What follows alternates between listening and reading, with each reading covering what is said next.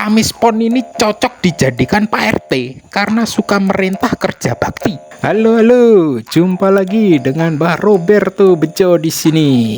Kali ini Mbah Roberto Bejo akan mengupas tuntas neton Kamis Pon.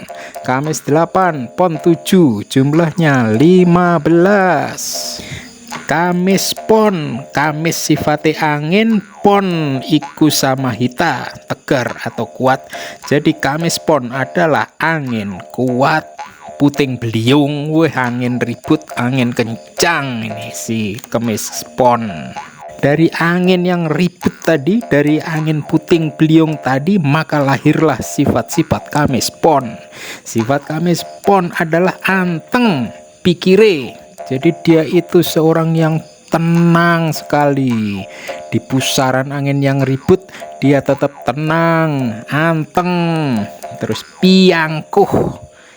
Sifatnya angkuh. Jadi seperti tonggak yang berdiri, kokoh, dikelilingi angin ribut. Jadi dia itu angkuh, kuat, angkuh. Habis itu sifatnya meneng, pendiam. Terus sifatnya lagi besus. Besus itu dia itu necis atau modeling, lifestyle. Dia itu metropolitan. Ya itulah sifatnya Kamis Pon. Dari pusaran angin puting beliung, angin kencang tadi, maka lahirlah sifat yang tenang, angkuh, pendiam, lifestyle. Itulah dia Kamis Pon. Kamis Pon itu memiliki sifat gejarah, bisa merintah marang wong. Jadi dia bisa mengendalikan orang, bisa menguasai pikiran orang, bisa mengendalikan orang, bisa memerintah orang. Habis itu keras, tatas atine.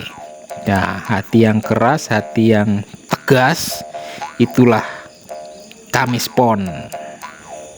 Kamis Pon ini sangat cocok jika dijadikan Pak RT karena dia suka merintah kerja bakti, suka merintah pos kampling, suka merintah ronda. Wah, itu benar-benar sifatnya Kamis Pon Pak RT itu. Oke, sekian dulu.